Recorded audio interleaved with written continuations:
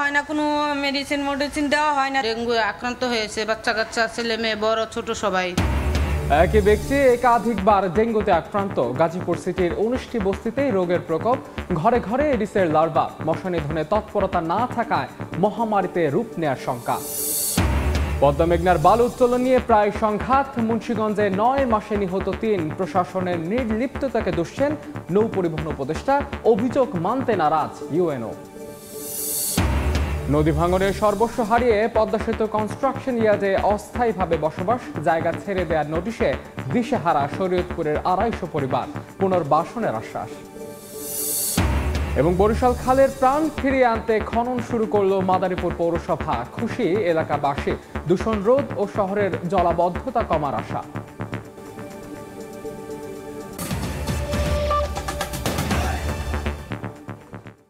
আমন্ত্রণ সময় সংবাদের নিয়মিত আয়োজন বিভাগীয় সময়। থাকছে সপ্তাহের 7 দিন ভিন্ন ভিন্ন সংবাদ বিভাগের সংবাদ নিয়ে। আজ থাকছে ঢাকা বিভাগ। সঙ্গে আছে আমি মাহাদ ইসলাম ধ্রুব। গাজীপুর সিটির 19টি বস্তিতে ডেঙ্গুর প্রকোপ দেখা দিয়েছে। ঘরে ঘরে মিলছে এডিসের লার্ভা। একই ব্যক্তি আক্রান্ত হচ্ছেন একাধিকবার। তবুও নেই মশা মারার জোরালো উদ্যোগ। জোনায়েত রবিলের ছবিতে মেহেদী হাসানের রিপোর্ট। টানা দুবার ডেঙ্গুতে আক্রান্ত হওয়া হ্যাপি আক্তারের ঘরেই জন্ম নিচ্ছে এডিসের লার্ভা। অথচ এই মশার উপদ্রব থেকে বাঁচতে চেষ্টার কোনো কমতি রাখেননি তিনি। এমন পরিস্থিতিতে স্বামী সন্তান নিয়ে প্রতিনিয়ত দুশ্চিন্তা নিয়েই বসবাস তার। এই মশার কামড় আমরা ঘরে থাকা অনেক কষ্টকর হয়ে যায়। আক্রান্ত হয়ে আমি অনেক দিন যাবত মেডিকেলে ভর্তি ছিলাম। ড্রেন পরিষ্কার করা হয় না, কোনো মেডিসিন দেওয়া হয় না, যেন তার জন্য মশার উৎপাদনটা একটু বেশি। হ্যাপির মতো এমন পরিস্থিতি গাজীপুর মহানগরীর ব্যাংক মাঠ বস্তির প্রতিটি ঘরে। ডাস্টবিন না থাকায় উন্মুক্ত খেলার মাঠ পরিণত হয়েছে ময়লার ভাগাড়ে। আবদ্ধ স্থানে দীর্ঘদিনের জমে থাকা পানিতেও জন্ম নিচ্ছে এডিসের লার্ভা। ফলাফল প্রায় 6000 মানুষ বসবাসের এই বস্তির প্রতিটি ঘরেই রয়েছে ডেঙ্গু রোগী। ডেঙ্গু আক্রান্ত হয়েছে বাচ্চা কাচ্চা, ছেলে মেয়ে, বড় ছোট সবাই। টঙ্গী হসপিটাল দিকে দেখবেন মানুষ সিট পাচ্ছে না, ফ্লোরে পর্যন্ত মানুষ জায়গা পাইতেছে না। প্রত্যেকের ঘরে কয়েল আছে, এরকম বাক্স কয়েল। মশা তো আমরা তাড়াইতে পারতেছি না ওরকম। ছোট বড় মিলিয়ে প্রায় 19টি বস্তি রয়েছে গাজীপুর মহানগরীতে। ঘিঞ্জি এসব এলাকা যেন এক একটি মশার প্রজনন ক্ষেত্র। এমন পরিস্থিতিতে প্রশ্ন উঠেছে মশা মারতে প্রশাসনের ভূমিকা নিয়ে।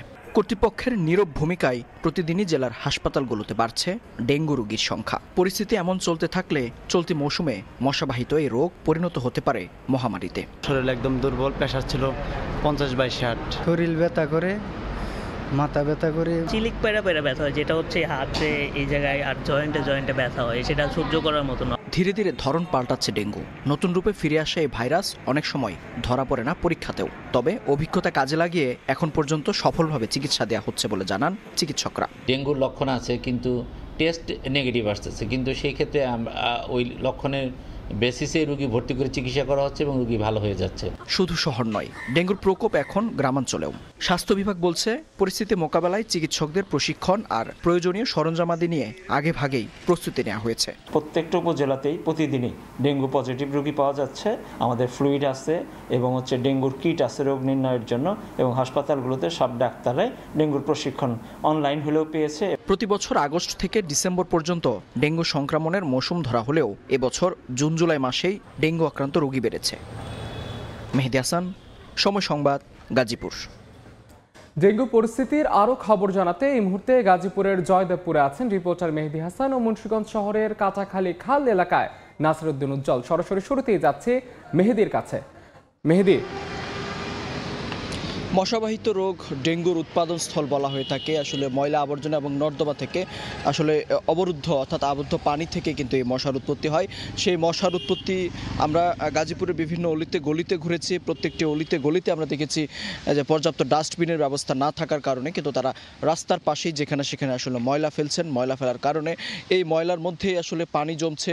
বিশেষ করে ডাবের খোসাগুলো ফেলছেন, সেই ডাবের খোসাগুলোতে কিন্তু পানি জমছে। পানি জমে কিন্তু সেই পানিগুলো থেকেই কিন্তু আসলে আসলে মশার লার্ভা সৃষ্টি হচ্ছে। এভাবেই আসলে প্রতিটি গাজীপুর সিটি কর্পোরেশনের এলাকাগুলো আমরা ঘুরেছি, গাজীপুর জেলার এলাকাগুলো ঘুরেছি, এবং তার পাশাপাশি যদি বলি যে আমরা প্রতিবেদনে দেখিয়েছি বস্তিগুলোর কি ভয়াবহ অবস্থা।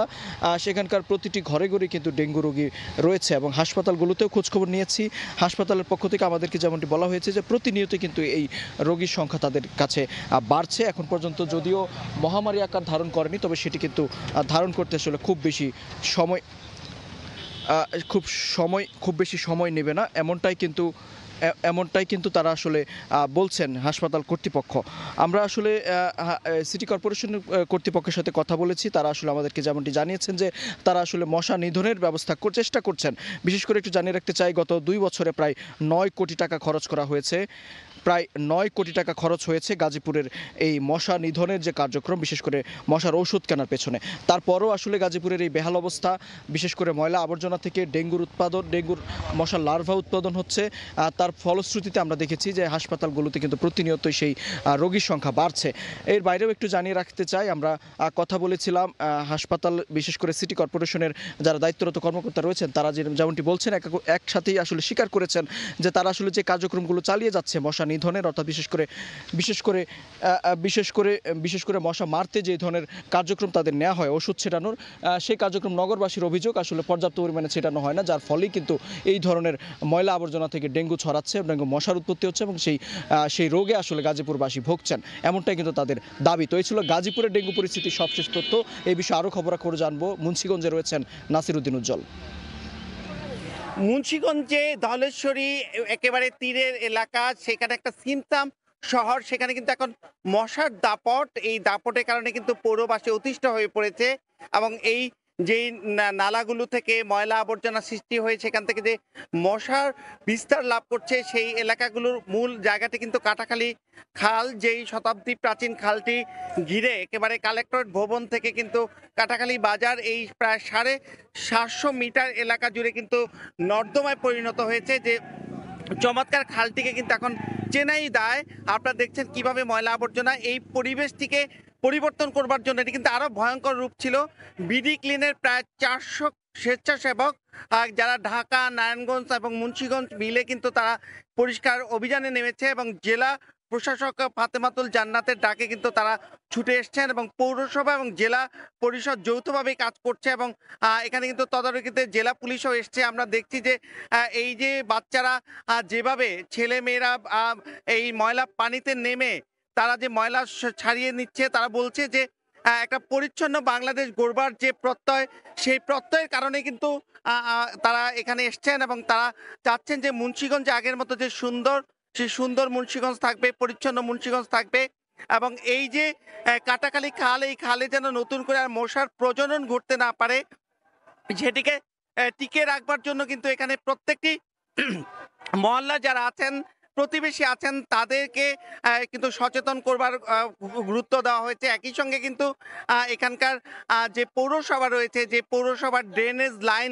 যেটি সরাসরি এই সুন্দর খালটিকে দিয়ে লিঙ্ক করে দেওয়া হয়েছে, সেই শহরে পুরো ময়লা কিন্তু অনেকাংশ এই খালটিতে এসে পড়তেছে, এবং এখানকার যে আপনারা দেখছেন পলিথিনে কিভাবে ভরে আছে, এবং এই খালের 2 পাশ জুড়ে কিন্তু সরকারি যে প্রধান যে গুরুত্বপূর্ণ কার্যালয়গুলো রয়েছে, এখানে স্কুল কলেজ রয়েছে, মাদ্রাসা রয়েছে, কিন্তু এই নোংরা নর্দমার কারণে কিন্তু এখানে নানা রকম ডেঙ্গু সহ যে করোনার প্রভাব, সেই আতঙ্ক বেড়ে যাচ্ছে, এবং এখানকার যে স্বাস্থ্য বিভাগ তারা বলছেন যে এই মশার যে দাপট এবং এই সব ময়লা আবর্জনা থেকে মশা উৎপন্ন হচ্ছে, সেই ব্যাপারে কিন্তু সচেতনতা দরকার। এই খাল শুধু নয়, সকলের আঙিনা এবং ছাদকে পরিষ্কার রাখবার ব্যাপারে কিন্তু তারা গুরুত্ব আরোপ করেছেন। তো এই ছিল মুন্সিগঞ্জ থেকে মশার দাপটের সবশেষ।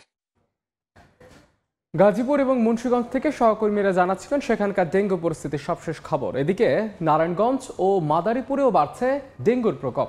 সেই খবর জানাতে নারায়ণগঞ্জের বিবি রোড এলাকায় আছেন সহকর্মী শওকত আলী সৈকত, এবং মাদারীপুরে আছেন সঞ্জয় কর্মকার অভিজিৎ। সরাসরি শুরুতেই যাচ্ছি সৈকতের কাছে। সৈকত, নারায়ণগঞ্জ শহর, পার্শ্ববর্তী সিদ্ধিরগঞ্জ এলাকা এবং শীতলক্ষা নদীর পূর্ব পারে বন্দর উপজেলার 9টি করে মোট 27টি ইউনিয়ন নিয়ে নারায়ণগঞ্জ সিটি কর্পোরেশন গঠিত। এই সিটি কর্পোরেশনের অধিকাংশ ওয়ার্ডেই আমরা দেখেছি যে কোথাও ময়লা আবর্জনা ফেলার কোনো যে কারণে আমরা দেখতে পাচ্ছি যে রাস্তায় যত্রতত্র ময়লা আবর্জনা ফেলে রাস্তা দূষণ, পরিবেশ দূষণ করে রাখা হয়েছে এবং সেই ময়লা আবর্জনা থেকে প্রতিনিয়ত মশার উপদ্রব বাড়ছে এবং মশার বংশ বিস্তার হচ্ছে। এই থেকেই আসলে নারায়ণগঞ্জে মশা ব্যাপকভাবে বংশ বিস্তার করেছে এবং বর্তমানে এই বর্ষা মৌসুমে আমরা দেখেছি যে নগরীর বিভিন্ন খাল, বিল এবং জলাশয়গুলো ওতেও ময়লা আবর্জনা ভরে আছে, সেগুলো পরিষ্কার করারও কোনো উদ্যোগ নেই। সিটি কর্পোরেশন কর্তৃপক্ষ বলছেন যে তারা মশা নিধনে নানা ধরনের কার্যক্রম চালিয়ে যাচ্ছে, তবে নগরবাসী আসলে এই কার্যক্রমে তারা সন্তুষ্ট নন। তারা বলছেন যে সিটি কর্পোরেশন যে নগরীর কোথাও ময়লা আবর্জনা ফেলার কোনো ডাস্টবিন রাখেনি। নগরীর গুরুত্বপূর্ণ স্থানগুলোতে যদি ডাস্টবিনের ব্যবস্থা করা হতো তাহলে এই যত্রতত্র ময়লা আবর্জনা ফেলা বন্ধ হতো এবং মশার উপদ্রব বংশ বিস্তারও নিয়ন্ত্রণ করা যেত। এক্ষেত্রে নারায়ণগঞ্জবাসী, নগরবাসী যেটা দাবি করছেন যে নারায়ণগঞ্জ শহর এবং পার্শ্ববর্তী সিটি কর্পোরেশনের প্রতিটি ওয়ার্ডের গুরুত্বপূর্ণ স্থানগুলিতে নির্দিষ্ট ডাস্টবিন স্থাপনের দাবি করছেন, যাতে যত্রতত্র ময়লা আবর্জনা ফেলে পরিবেশ দূষণ করা না হয়, যে কারণে মশার বংশ বিস্তার যাতে হতে না পারে। আরেকটি বিষয় জানিয়ে রাখছি, সাম্প্রতিক সময় সারা দেশে ডেঙ্গু মহামারী আকার ধারণ করছে। নারায়ণগঞ্জেও কিন্তু ইতিপূর্বে বিগত বছরগুলোতে আমরা এর ব্যতিক্রম দেখিনি। আমরা দেখেছি ডেঙ্গুতে হাজার হাজার মানুষ আক্রান্ত হয়েছে, অনেকে মৃত্যুবরণ করেছে। তবে এবছর এখন পর্যন্ত ডেঙ্গু সেরকম রূপ ধারণ না করলেও আমরা দেখতে পাচ্ছি যে মানুষ কিন্তু এই মশার কারণে ডেঙ্গু আক্রান্তে রয়েছে এবং মশাবাহিত রোগের আতঙ্কে রয়েছে।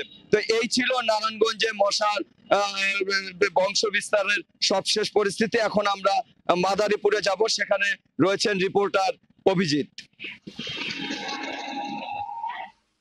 মাদারীপুরে প্রতিদিনই বাড়ছে ডেঙ্গুতে আক্রান্তের সংখ্যা।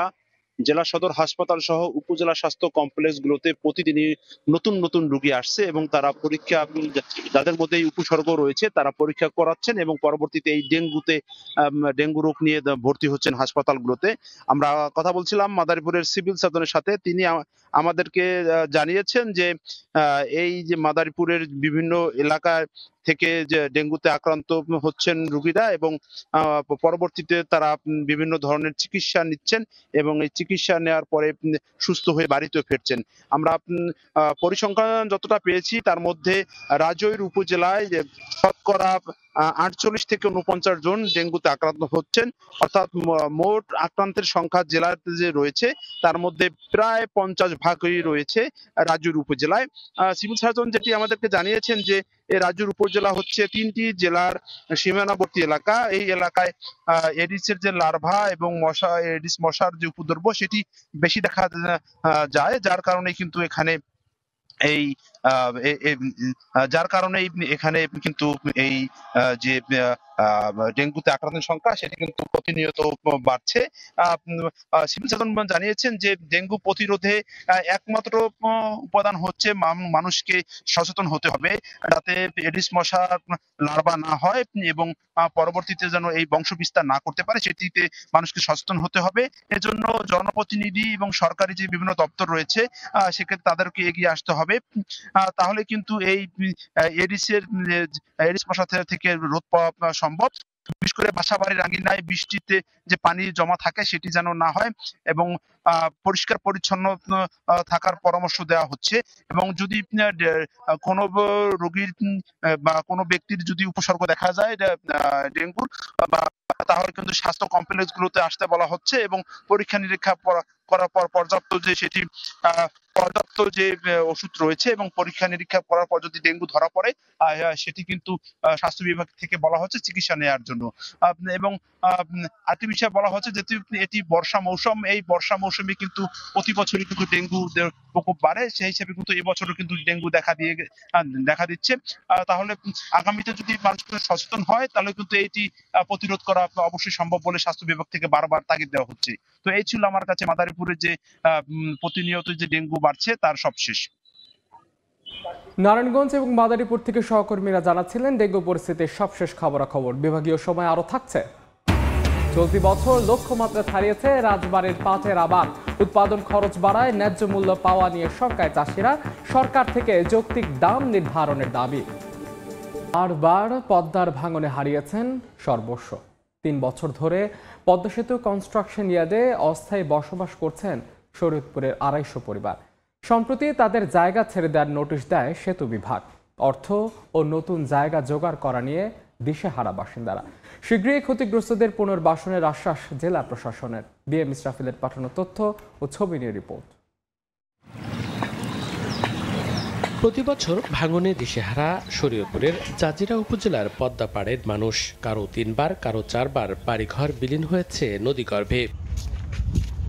2022 থেকে 24 সাল পর্যন্ত সর্বস্ব হারিয়ে পদ্মা সেতু কনস্ট্রাকশন ইয়ার্ডে অস্থায়ী বসবাস করছেন এমন অন্তত 250 পরিবার। শুধু ঘরবাড়ি নয়, এখানে রয়েছে একটি মাদ্রাসা, একটি প্রাথমিক বিদ্যালয় সহ 2টি মসজিদ। তবে গত 23 জুন সেতু বিভাগ থেকে বাসিন্দাদের 1 মাস সময় দিয়ে সরে যেতে বলা হয়েছে। এতে হতভম্ব পরিবারগুলো। 1 সপ্তাহ আগে নোটিশ দিচ্ছে যে আপনারা 1 মাসের ভিতরে চলে যাবেন, এখানে থাকতে পারবেন না। তখন আমাদের কোনো জায়গা নাই যাওয়ার, আর কোনো খাজনা কেউ জায়গা দেয় না। 5টা 6টা ভাঙা দেওয়া হয়ে গেছে আমাকে, অনেক কই যাবো কোন আমাকে কোনো জায়গা নাই। আমাকে কোনো জায়গা নাই, আমরা কোনো বাড়ি করবো, আমাকে খুব অসুবিধা যাবো কই, আমাকে টাকা নাই, পয়সা নাই, আমরা বিলীন হয়ে গেছি, আমরা কোথায় যাব? তবে শিগগিরই ক্ষতিগ্রস্তদের পুনর্বাসনের আশ্বাস জেলা প্রশাসনের। পদ্মার ভাঙনে যেসব মানুষ আশ্রয়হীন হয়ে পড়েছে, সরকারের পক্ষ থেকে আমরা তাদের যে আশ্রয়ের যাতে ব্যবস্থা করা যায়, তারা কোথায় থাকবে সেটার বিষয়ে আমরা খোঁজখবর নিয়ে এটার আশ্রয়ের ব্যবস্থা করার জন্য আমরা চেষ্টা করব অতি দ্রুত। পানি উন্নয়ন বোর্ডের তথ্য মতে গত 3.5 বছরে শরীয়তপুরে 5300 পরিবার পদ্মা নদীর ভাঙনের শিকার হয়েছেন। সময় সংবাদ। অস্তিত্ব সংকটে মাদারীপুরের বরিশাল খাল। পানি প্রবাহ বন্ধ থাকায় সামান্য বৃষ্টিতে শহর জুড়ে সৃষ্টি হয় জলাবদ্ধতা। এদিকে খালটির প্রাণ ফিরিয়ে আনতে খনন শুরু করেছে মাদারীপুর পৌরসভা। এতে খুশি এলাকাবাসী। শাহাদাত আকনের ছবিতে সঞ্জয় কর্মকার, অভিজিতের রিপোর্ট। দেখে মনে হতে পারে এ যেন কোনো এক ময়লার ভাগার। কচুরিপানা আর আবর্জনায় বন্ধ পানি প্রবাহ। এটি এক সময়ের ব্যস্ততম মাদারীপুরের বরিশাল খালের চিত্র। ব্যবসা বাণিজ্যের প্রয়োজনে শহর থেকে সরাসরি নৌপথে এ খাল দিয়ে বরিশালে যাতায়াত করতেন স্থানীয়রা। 8 কিলোমিটার দীর্ঘ খালটি দখল আর দূষণে ভরাট হয়ে যায় বেশিরভাগ অংশ। যাও আছে তাও আশপাশের লোকজন ময়লা আর আবর্জনা ফেলায় ছড়াচ্ছে দুর্গন্ধ, বাড়ছে রোগবালাই। পানি প্রবাহ বন্ধ থাকায় একটু বৃষ্টিতে শহরের বিভিন্ন এলাকায় সৃষ্টি হয় জলাবদ্ধতা। জনদুর্ভোগ কমাতে অবৈধ স্থাপনা উচ্ছেদের পর খালটি খননের উদ্যোগ নিয়েছে কর্তৃপক্ষ। এতে খুশি স্থানীয়রা। খাল কাটতেছে, উপকার হবে না, পানি যাবে, ধান হবে, পাট হবে। গাছা এই কচু ক্ষেত এগুলি পরিষ্কার হলে মশার উপদ্রব থেকে আমরা একটু রক্ষা পেতে পারি। পরিষ্কার হয়ে যাবে, সব ময়লা গেলে আমরা ভালো থাকবো, জলাবদ্ধতা থাকবে না, মশা হবে না। অনেক দুর্গন্ধ আসছে, কিন্তু এখন এটা পরিষ্কার করার কারণে এখান থেকে আর কি এই জিনিসটার থেকে এলাকাবাসী মুক্তি পাবে আর কি। 2019 সালে জেলা প্রশাসন, পানি উন্নয়ন বোর্ড, সড়ক বিভাগ ও এলজিইডির যৌথ উদ্যোগে খালের দুপারে গড়ে ওঠা অবৈধ স্থাপনা উচ্ছেদ করা হয়। পাশাপাশি ময়লা আবর্জনা ও কচুরিপানাও পরিষ্কার করা হয়। সে সময় খালটি খননের উদ্যোগ নেওয়া হলেও অদৃশ্য কারণে তা বন্ধ হয়ে যায়। পৌরসভার উদ্যোগে এটি খননে জলাবদ্ধতা দূর করতে ব্যাপক ভূমিকা রাখবে বলে মনে করছে কর্তৃপক্ষ। জেলা প্রশাসন থেকে আমরা কিছু বরাদ্দ পেয়েছি। এই বরাদ্দ দিয়ে আমরা ইটের পুলের ওই পাশটা আমরা অলরেডি পরিষ্কার করে খালের রূপ যেটা ছিল একদম ড্রেন হয়ে গিয়েছিল, এখন আমরা খালের একটা চেহারা দিতে পেরেছি। প্রাথমিক পর্যায়ে মাদারীপুর পৌরসভার আওতাধীন খালটির অংশ খনন করতে ব্যয় ধরা হয় 3,80,000 টাকা। খালের দুই পারে গড়ে ওঠা অবৈধ স্থাপনা উচ্ছেদের পাশাপাশি আগামীতে যারা খালের মধ্যে ময়লা ফেলবে তাদেরকে আইনের আওতায় আনার কথা বলছে পৌর কর্তৃপক্ষ। এছাড়া প্রাথমিক পর্যায়ে নিজস্ব অর্থায়নে খাল খনন করা হলেও আগামীতে বৃহৎ আকারে পরিকল্পনার কথাও জানায় তারা। সঞ্জয় কর্মকার, অভিজিৎ, সময় সংবাদ, মাদারীপুর। এতে চলতি বছর পাটের আবাদ লক্ষ্যমাত্রা ছাড়িয়েছে। বর্তমানে পাট কাটা ও জাগ দেয় ব্যস্ত সময় পার করছেন কৃষকরা। তবে সরকারের পক্ষ থেকে পাটের যৌক্তিক মূল্য নির্ধারণের দাবি তাদের। আশিকুর রহমানের রিপোর্ট। নিচু জমিতে বৃষ্টির পানিতে ক্ষতিগ্রস্ত হয়েছে পাট, তাই আগেভাগেই কেটে জাগ দিতে ব্যস্ত চাষিরা। তবে উঁচু জমিতে ফলন ভালো হয়েছে। রাজবাড়ী জেলার ৫ উপজেলায় এবছর পাটের আবাদ লক্ষ্যমাত্রা ছাড়িয়েছে। কৃষকরা জানান চাষের খরচ আগের চেয়ে অনেক বেড়েছে, তবে সেই তুলনায় গেল বছর মিলেনি দাম। এবারে তাই সরকারের পক্ষ থেকে পাটের ন্যায্য দাম নির্ধারণের জোর দাবি কৃষকদের। পাট গেছে পরে এক এক পাই বই পাট কাটতে পড়ে লাগতেছে 10টা। পাট কাটে রাস্তায় উঠে দিয়েছি, রাস্তাতে আবার সেই মাটিলে নিয়ে যেতেছি, মাটিলে নিয়ে জাগ দিতেছি, কি কষ্ট। একটা জনের দাম 700 থেকে 800 টাকা। 1 মন পাট 2200 টাকা খরচ পড়ে, সেই তুলনায় তো আমরা দাম পাই না। 1 মন পাট যদি 5000 থেকে 5500 টাকা মন হয়, তাহলে আমাদের মতো কৃষকদের একটু ভালো হয়। কৃষি বিভাগ বলছে এবছর বৃষ্টির কারণে খালবিল জলাশয়ে পানি থাকায় বাড়তি টাকা খরচ করে সেচ পদ্ধতিতে পাট জাগ দিতে হচ্ছে না, তাই এবার পাটে ভালো লাভ করবে কৃষক। বৃষ্টিপাতের পরিমাণ ঘন ঘন হওয়ার কারণে কৃষকদের বাড়তি যে একটা সেচ দেওয়ার বিষয়টা ছিল সেটি আর দিতে হয়নি। ফলন ভালো পাবে কৃষকরা এবং দাম যদি ভালো পাওয়া যায় তাহলে কৃষকরা লাভবান হবে বলে আশা করছি। কৃষি বিভাগের তথ্য মতে চলতি বছর রাজবাড়ীতে 47,276 হেক্টর জমিতে পাটের আবাদ হয়েছে, যা লক্ষ্যমাত্রার চেয়ে প্রায় 800 হেক্টর বেশি। আশিকুর রহমান, সময় সংবাদ, রাজবাড়ী। কিশোরগঞ্জে রেল লাইনের দুই পাশে ভেঙে পড়ে আছে শতাধিক গাছ। এলাকাবাসী বলছেন মূল্যবান এসব গাছ বিক্রি করে রাজস্ব আয় সম্ভব। সরকারের অনুমতি না থাকায় এগুলো বিক্রি করা সম্ভব হচ্ছে না বলে জানায় রেলওয়ে কর্তৃপক্ষ। নূর মোহাম্মদের পাঠানো তথ্য ও ছবি নিয়ে রিপোর্ট। রেল লাইনের দুই পাশে পড়ে আছে গাছ, কোনোটি এখনো সতেজ, কোনোটি প্রায় শুকিয়ে গেছে, আবার অনেক গাছ মাটির নিচে দেবে গেছে। ঝড় বৃষ্টিতে গত কয়েক বছরে ভৈরব কিশোরগঞ্জ রেলপথে কিশোরগঞ্জ স্টেশন থেকে নীলগঞ্জ পর্যন্ত রেল লাইনের দুই পাশে শতাধিক গাছ ভেঙে পড়ে আছে। লাইনের ওপর পড়ায় ট্রেন চলাচলের সুবিধার্থে এগুলো কেটে পাশে ফেলে রাখা হয়। এলাকাবাসী বলছেন কর্তৃপক্ষ গাছগুলো কেটে নিয়ে যায়নি, আবার স্থানীয় কেউ গাছ কাটলে সরকারি সম্পত্তি নষ্টের দায়ে মামলা হয়, অথচ মূল্যবান এসব গাছ বিক্রি করে রাজস্ব আয় সম্ভব। মানুষ তো নি তারা না, কিন্তু হেরা এটা নিয়ে ব্যবহার করে না, এটা অযথা পরিবার নষ্ট হইতাছে। বস্তাছে না এরা ফাবলিয়ে ধরলেই মামলা ঢুকায় দেয়। এটা তো সরকারের সম্পদ নষ্ট হচ্ছে, এটা তো সরকারের উচিত সংরক্ষণ করা। রেলওয়ের স্থানীয় কর্তৃপক্ষ বলছে সরকারের অনুমতি না থাকায় এগুলো স্থানীয়ভাবে বিক্রি করা সম্ভব নয়। বিষয়টি ঊর্ধ্বতন কর্তৃপক্ষকে জানানো হয়েছে। কোনো কিছু করার ক্ষমতা আমাদের মধ্যে নেই, আমরা ঊর্ধ্বতন অফিসারদেরকে জানানোর কথা আমরা ওনাদেরকে জানাচ্ছি। 30 বছর আগে রেল লাইনের দুই পাশে আকাশী, মেহগনি, কড়ই সহ বিভিন্ন প্রজাতির বনজ গাছ রোপণ করে রেলওয়ে কর্তৃপক্ষ। সময় সংবাদ, কিশোরগঞ্জ। সরবরাহ কমায় মানিকগঞ্জের বাজারে বেড়েছে সব ধরনের মাছের দাম। জেলার সবচেয়ে বড় তরা মৎস্য আড়তে মিলছে রুই, কাতল, বোয়াল, শোল, শিং, ট্যাংরা সহ নানা প্রজাতির দেশীয় মাছ। বর্ষা মৌসুমেও দাম বেশি হয় অস্বস্তিতে ক্রেতারা। তারা জানান সপ্তাহ ব্যবধানে সব ধরনের মাছ কেজি প্রতি 15 থেকে 20 টাকা পর্যন্ত বেড়েছে। এদিকে মাছ কম ধরা পড়ায় দুশ্চিন্তায় জেলেরাও। বিভাগীয় সময়ের শীর্ষ সংবাদগুলো জানিয়ে দিচ্ছে আরেকবার। ড্রেন পরিষ্কার করা হয় না, কোনো মেডিসিন দেওয়া হয় না। ডেঙ্গু আক্রান্ত হয়েছে বাচ্চা কাচ্চা, ছেলে মেয়ে, বড় ছোট সবাই। একই ব্যক্তি একাধিকবার ডেঙ্গুতে আক্রান্ত। গাজীপুর সিটির 19টি বস্তিতে এই রোগের প্রকোপ। ঘরে ঘরে এডিসের লার্ভা। মশা নিধনে তৎপরতা না থাকায় মহামারীতে রূপ নেওয়ার শঙ্কা। পদ্মা মেঘনার বালু উত্তোলন নিয়ে প্রায় সংঘাত। মুন্সিগঞ্জে 9 মাসে নিহত 3। প্রশাসনের নির্লিপ্ততাকে দুষছে নৌ পরিবহন উপদেষ্টা। অভিযোগ মানতে নারাজ ইউএনও। নদী ভাঙনের সর্বস্ব হারিয়ে পদ্মা সেতু কনস্ট্রাকশন ইয়ার্ডে অস্থায়ীভাবে বসবাস জায়গা ছেড়ে দেওয়ার নোটিশে দিশেহারা শরীয়তপুরের 250 পরিবার। পুনর্বাসনের আশ্বাস। এই ছিল বিভাগীয় সময়। আগামীকাল থাকবো চট্টগ্রাম বিভাগের আয়োজন নিয়ে। সঙ্গে থাকুন সময়।